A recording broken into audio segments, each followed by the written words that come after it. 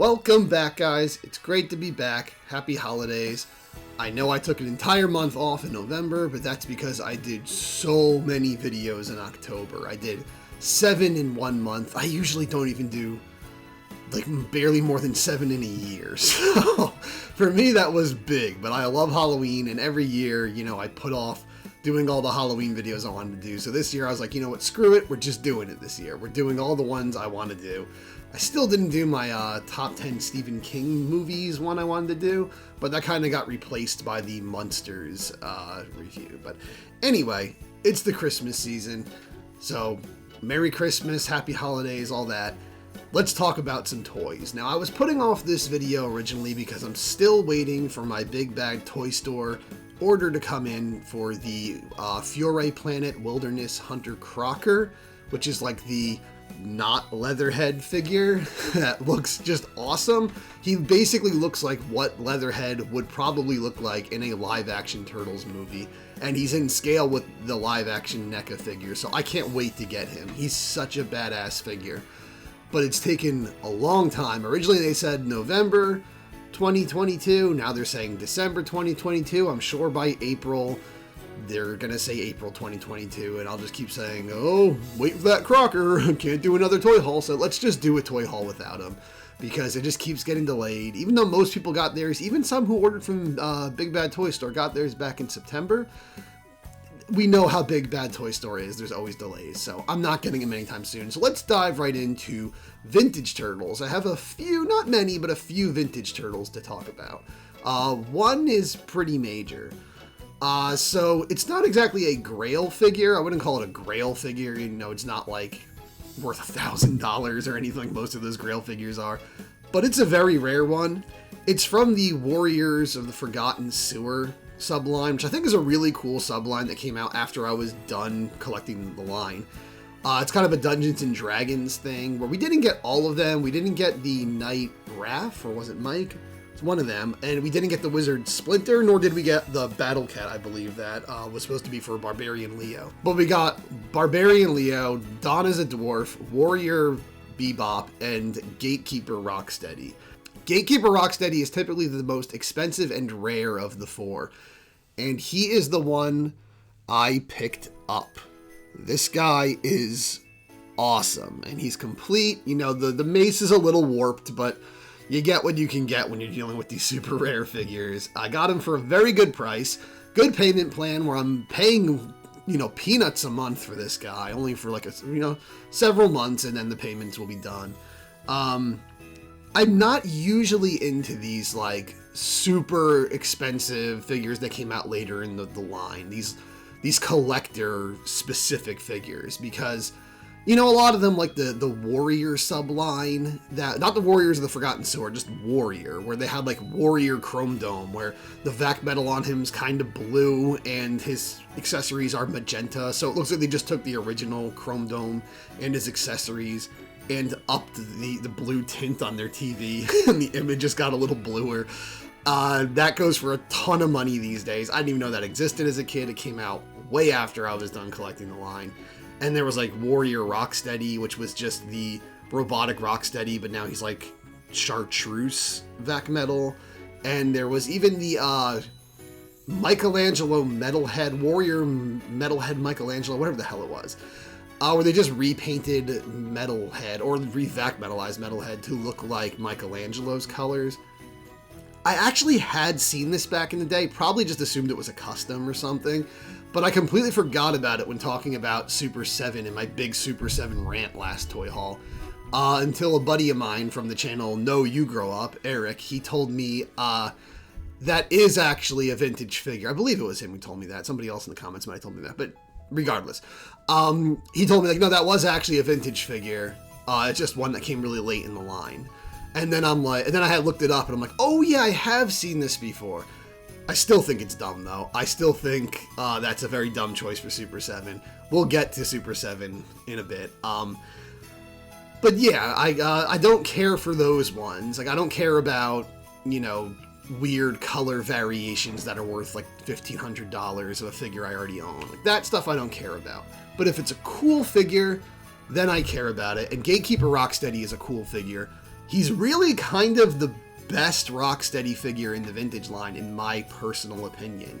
For anyone who's seen my Turtle Talk video, you'll know my biggest complaint with Rocksteady was, although he was big and beefy, for the big rhino head he had, he wasn't beefy enough, and he looked a bit scrawny, and his legs just kept getting smaller and smaller until he had these petite little feet, and it just never worked. You know, this guy's got big, chunky, monster rhino feet, and he's just squat and, you know, wide, and he's just a big brick wall of a character.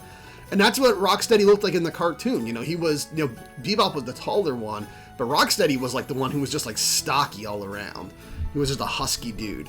So I really like this one. I think this is kind of like the perfect vintage Rocksteady. I know he's wearing like the old barbarian style design, which is actually kind of reminiscent of Eastman and Laird's first concept artwork for Rocksteady.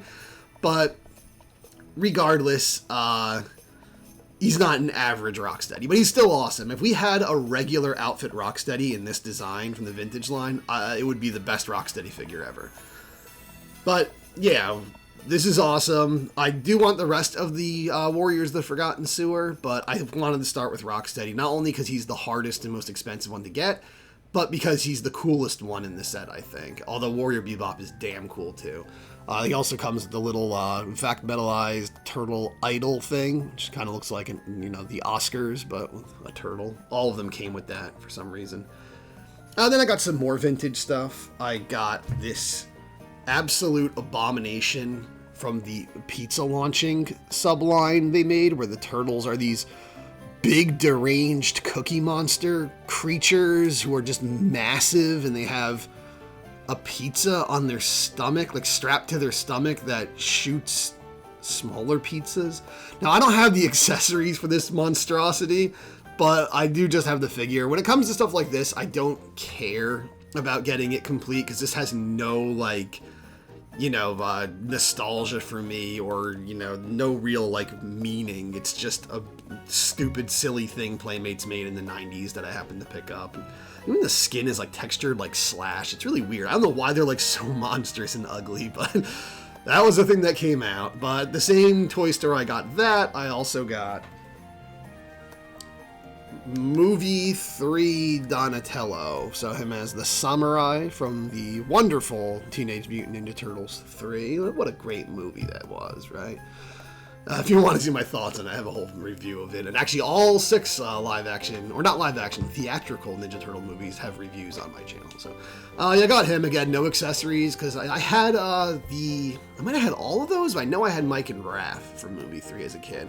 I know they came with like the scepter and all that stuff, but he didn't come with anything. I don't care about Movie 3. I just got the figure to have a Movie 3 figure, you know, other than like my giant Movie 3 Mike Leonardo, but whatever, that's good enough. But then also complete, I did get one complete.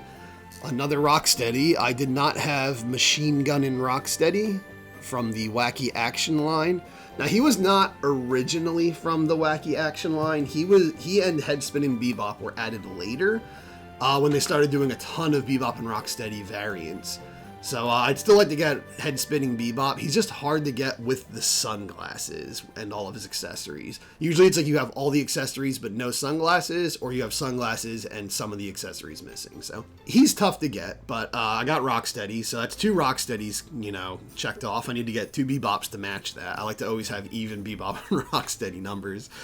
Yeah, that's the vintage stuff I got, so still always collecting vintage turtles. And you know, when it comes to stuff like these, I care more, like the Rocksteadies, I care more about getting them complete. But when it comes to stuff like pizza launching turtles, I don't care if they're complete or not. Then if we're doing turtles, we can move on to Super 7. So it's time to talk about Super 7 again. So I got Scratch, and he looks really good. I actually really like this alt face, like he's like looking around a corner to make sure no fuzz is around. The ball and chain, I can take it or leave it. I prefer it to be removable, because it's something that the vintage figure didn't even come with this. You know, Anthrax did, Killer Bee did, but Scratch never did, so it's weird that they gave him that. But it's generally a good figure. I just think it kind of highlights the problem with Super 7, though, where they're obsessed with doing these later figures. Like, you know, they did the home jersey version of Slam Dunk and Don recently. You can't get the red one, which is the vintage one everybody had. Only the super rare one nobody had that goes for a lot of money now. But the thing is, the expensive rarity is a novelty. Having this is not the same as having the vintage Scratch. I mean, I don't mean to brag, but I do have the vintage Scratch. Scratch is not like the most beloved Ninja Turtle character or anything. I think people would much rather get major characters like the Rat King or General Trag or something, or hell, some of the characters from Wave 4 or Wave 5. Instead, they just jump straight to Scratch and robotic Bebop and Rocksteady and soft good trenchcoat Raphael instead of Don the Undercover Turtle, because they think people want these like holy grail figures. But people don't care about those if they're not the actual grail. They're only a novelty. They don't have any like nostalgic value for most people. That's what most people are coming to this line for, is for plussed versions of their nostalgia. Sorry, there's an airplane going by. Plussed versions of their nostalgia. And most people are not nostalgic for Scratch. He's a cool figure. I get him a little more because he's a unique character, and since he's a character, he's gained a lot more, you know, traction these days, as opposed to just like a different colored jersey for Donatello. But I really wish they'd, you know, concentrate more on doing the things people actually want rather than this like, hey, it's kind of like owning this super rare thing, although it isn't at all, because this Scratch is going to be on eBay for like $35 in like a year, so whatever. We also got finally got us another Super 7 one from the main line. I only collect the main line. There's all the chase figures. I know they're not actually chase figures, but like, you know, those variants like for special events, like the glow-in-the-dark Turtles and glow-in-the-dark Baxter and all that stuff, and Flocked Splinter is coming up. I don't really care about those. I've had a bunch of opportunities to get glow-in-the-dark Mutagen Man. There's a store by me that has like multiple of him, and they're very affordable. But I'd never get it because I feel like I know what's going to happen. Once I get that, then my brain's just going to be like, well, now you have to get glow-in-the-dark Baxter and glow-in-the-dark Foot Soldier and all the other, you know, weird variant figures I don't care about. So I'm just not going to bother with those. But for the main line, the only one I was missing was the Foot Soldier from Wave 1. And I finally got him. And I swear I'm not a barbarian. I don't just, you know, beat my figures and bend them until they break or anything. But as soon as I got this guy out of the package, with no effort at all, just lightly tried to bend his elbow. I didn't apply like really any pressure. It just snapped, you know, like it was a wishbone or something. Just boom, just popped apart like it was a saltine basically. His elbow cracked like a saltine cracker, and the peg was stuck in the hole. I could scrape it out, put my own peg and glue that in and stuff, but that's so much work. I just don't care enough about these anymore. I'm really starting to lose my patience with Super 7's Ultimates. So this thing's a piece of crap. I kind of just hate it already because it's like broke just out of the box. And, you know, I wanted to say I actually do like Wave 5 a lot more than I did in that one video when I first got them, because I was still really angry about them breaking. Over time, I really like the way they look in my display and everything. Even like the Sewer Samurai Leo, I really like it, even though it is, you know, a broken piece of crap. But this thing broke, and apparently I'm not the only one. A lot of people say the elbows were weak on these things. But I could not believe how little amount of pressure I applied to make this thing snap. So I just super glued it back on, so his arm is permanently bent like that. Also, like I've said before, I'm not a huge articulation guy. I would rather have a good-looking figure than like a super articulated, broken-up sculpt. But I do kind of wish the articulation was a little better on this guy. With how long his limbs are and stuff, he looks like you could get him in some crazy squat, stretched-out poses. But you really can't. This is about as squat as I can get him. I wanted him like down in like, you know, a crazy spider pose with like one hand on the ground and the legs spread out. Like I have my Nekatoon one. One of my Nekatoon foot soldiers is in that same pose with the hand on the ground, the legs completely sprawled out. He's like stretched out across the, you know, almost like that famous image of Shredder from the original comic book. But you can't do that with this. This is as low as he can go. It looks like he's just kind of, you know, taking a dump. And it kind of sucks. I don't know. It's the articulation's pretty bad. I was expecting better for that. There's no way in hell I'm ever army building this. This is the only foot soldier I'm probably ever getting. I might end up with another one at some day if I find a really good price on one, just because this one's broken. It would be nice to have one that isn't. But I'm starting to lose my patience with the line, so I don't really care enough. Oh, also, I forgot to mention, it's nice to finally have Scratch's accessories, even if they're not the vintage ones. Again, it doesn't mean the same thing as the vintage one, but Jailbird was always a cool character, so it's cool to have some form of Jailbird, I guess. And then also, there was the Sewer Surfing Mike. I really don't have any complaints with him. He just looks really damn cool. Actually, I do have one minor complaint. I kind of wish the orange was neon orange on him, like the vintage figure. For some reason, even like Ray Filet's belt, they didn't do it neon orange like it used to be. They'll do hot pink, like on Mutagen Man, who didn't even have hot pink in the vintage line. But they won't do neon orange, which I find really weird, because neon orange was very abundant in Turtles in the 90s, and just 90s toys in general. Look at 90s Nerf guns, there's so much neon orange. So I kind of hate that they didn't use neon orange, but he does have a lighter, brighter orange than the regular Mike, unfortunately, though. So I used the alt head for Surfer Mike on my regular Mike now, and it looks fine. He looks good enough, but it is a little different from the actual headband from the regular Michelangelo figure in the Super 7 Ultimates, but it looks really cool. I like that head better than the heads that Mike came with.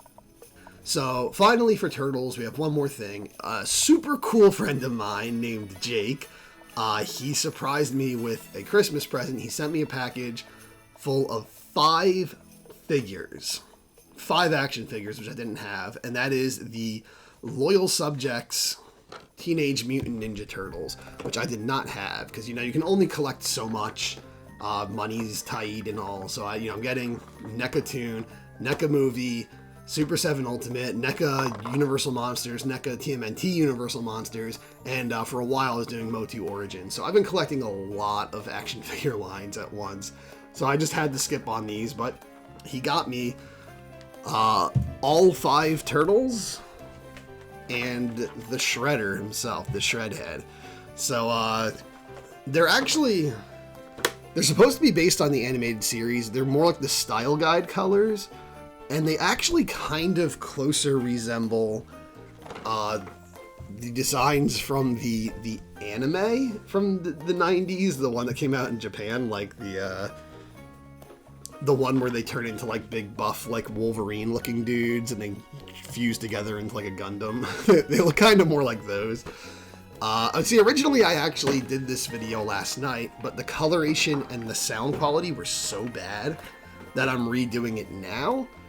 And unfortunately, I opened these. These were still in the package when I recorded it last night. I opened them right after recording the video because I figured, okay, I'm done with the video, I can open them now. So I don't have them in the packages anymore. But I have them in a temporary spot in my room.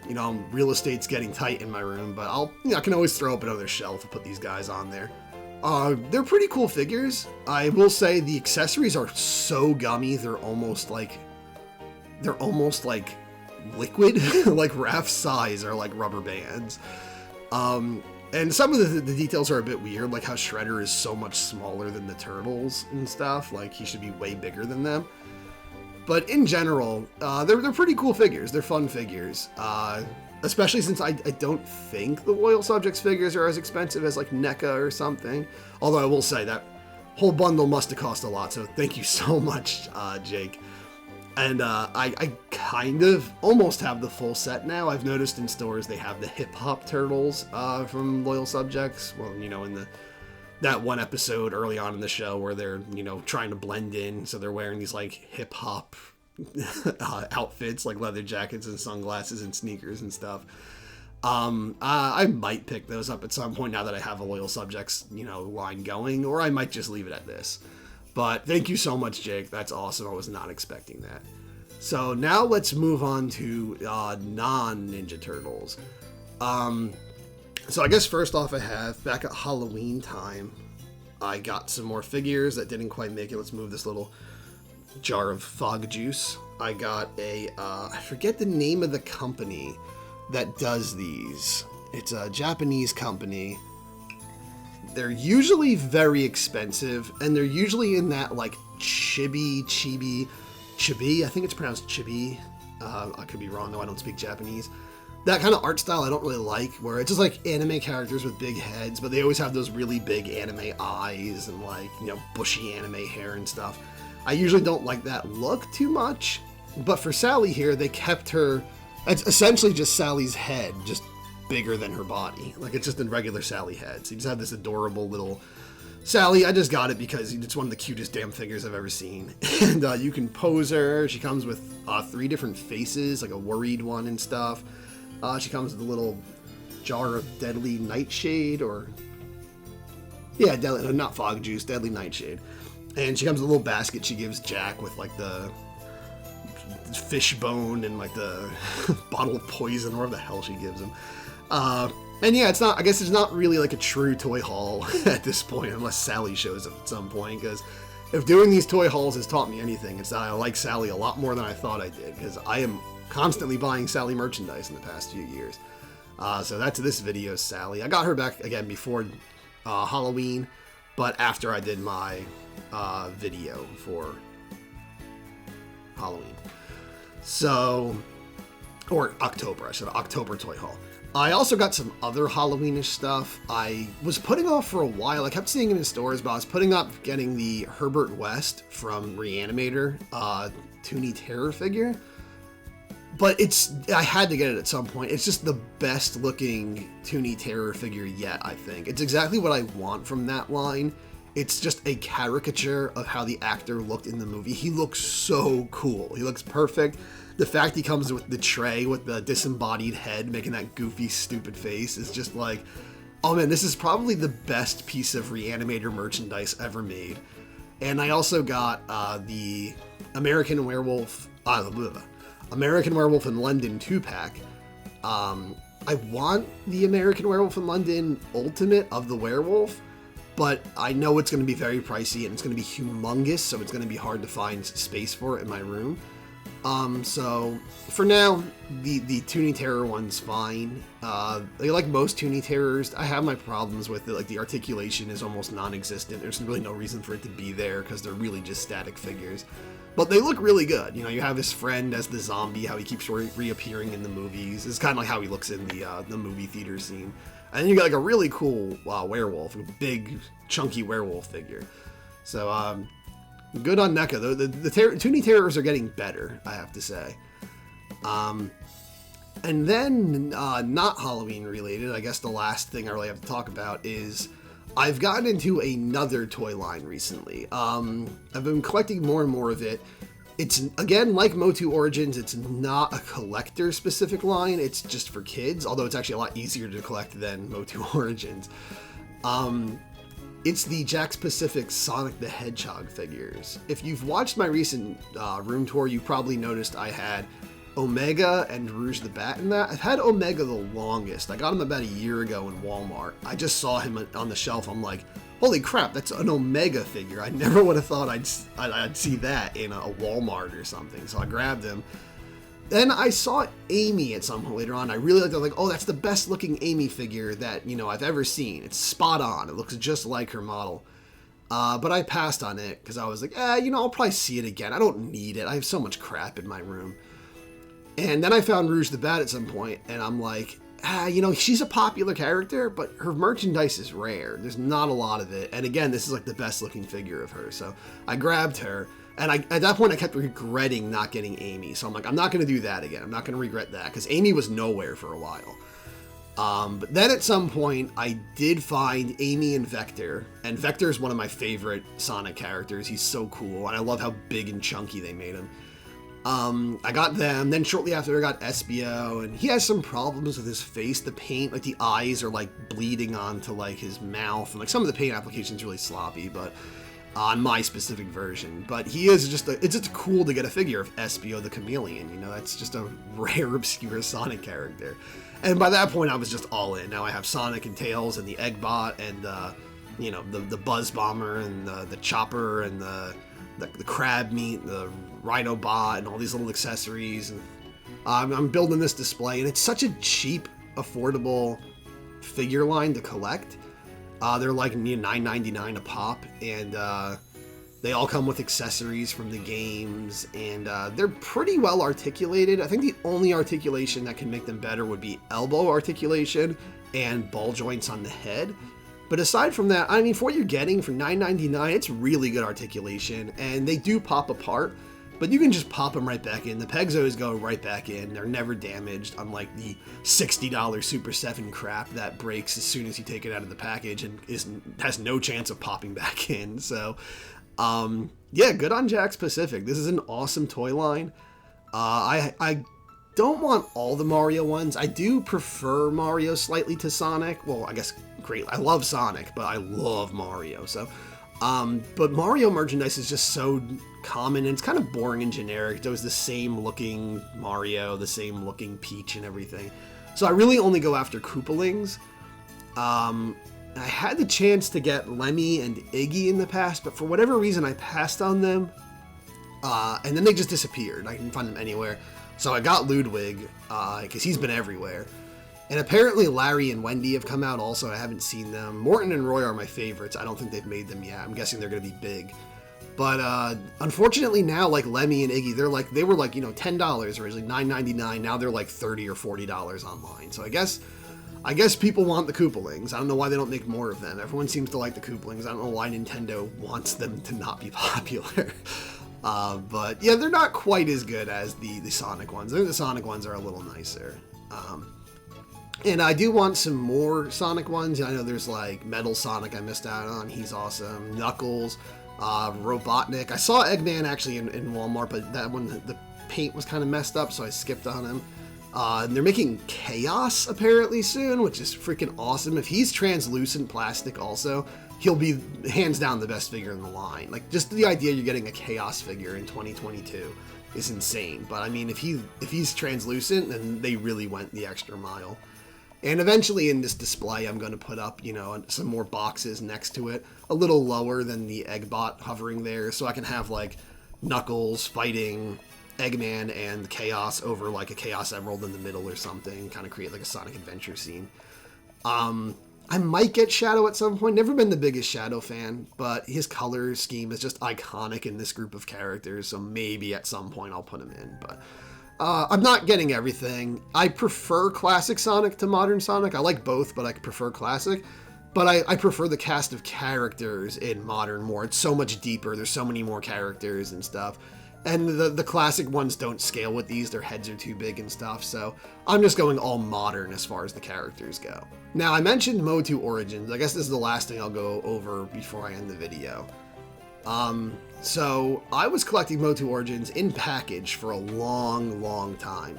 But this past year, when the set came out that had Buzz-Off, Sorceress, Jitsu, and that horrible Lords of Power Stratos that was just like an uglier repaint of the original one. When that came out, ever since then, that has been the only wave that you can find in stores. All the other waves are gone. We didn't get any of the ones with like Sunman or any of those other waves in between. We missed a ton of waves, like at least like 2 or 3 waves of Motu Origins that were released in stores just because they keep releasing these ones. So I really just lost interest in the line because I just wasn't finding them anymore. So now suddenly they did release the new wave. That's Mantenna, Pigface from Sunman, and then the 2003 versions of He-Man and Skeletor. And they look nice. I found them all in Target one time, last time I was there, and I got all of them, and I was walking around the store, looking for my other items that I was going to pick up. And at some point, it just struck me, like, what the hell are you doing, dude? Like, you don't need these. They're just going to go on a peg. You won't even see them. They're going to be expensive. I already missed, like, half the line at this point because they didn't release them in stores. And I just kind of like, you know what? I don't need these. And I went back to the display and I put them back. And maybe I'll get them slowly over time, but maybe I won't. Maybe I might be done with Motu Origins. The display box, it was really cool, actually. The display case, it had like Trapjaw and Scareglow and Orko and stuff on it. It was really cool, actually. I liked that. But I might be done. It's not that it's a bad toy line. It's actually like arguably possibly the coolest modern toy line. It's really well done. But I don't know, I just kind of lost interest in it. I guess, I already own a lot of the vintage ones. I owned when Super 7 was doing their versions of the vintage style figures. And now I have these, and I'm just leaving them in their packages. I'm not even taking them out. Again, most of them are getting covered on a peg. I don't even see them. I just kind of lost interest in collecting the Motu Origins, unfortunately. I might still get them, and they're not that expensive, but I'm just starting to think, like, why am I spending money on something that I really don't need and I'm not even going to see in my room? So, unfortunately, Motu Origins might be out. I might be done collecting Motu Origins. I've heard they're re-releasing Wave 2. If they do, then I'll probably grab Scareglow, but, I don't know. I might just be done with it, which is a shame because I have a lot of it right now. But I don't know. I just kind of lost interest in it. And, they had like a Sunman 3-pack, and it's just stupid expensive. So it's like, I'm not spending that much on like 5.5 classic style figures. I don't care how much added articulation they have. But yeah, it's still a great toy line, but I don't know, I've kind of lost interest. I'm kind of moving more towards the Sonic stuff actually now, rather than the Motu Origins. If I'm in a Target or a Walmart, I'm looking more for Sonic than I am for He-Man. But, I'm not going too deep on the Sonic stuff either. And I might get back into Motu Origins at some point, but I might be done with Motu Origins, at least for a while. So... yeah, most of my toy haul videos are probably just going to be Turtles for me for a while now, because that's mostly what I collect. Although, I do think in December, the NECA Universal Monsters, Dracula, and I think even the Phantom of the Opera are coming out this month, so I will be getting those. If those start showing up in Targets, I will grab those, because I love the Universal Monsters. But... that's about it. Sorry this was kind of rushed. I might have, rushed through all this just because I already said all of this last night, that I'm just repeating myself today because I recorded this video twice. But regardless, I hope you enjoyed it. I hope you have a Merry Christmas, Happy Holidays, all that crap. Be excellent to each other and party on, dudes. Do all the liking and subscribing and the sharing and the bell stuff.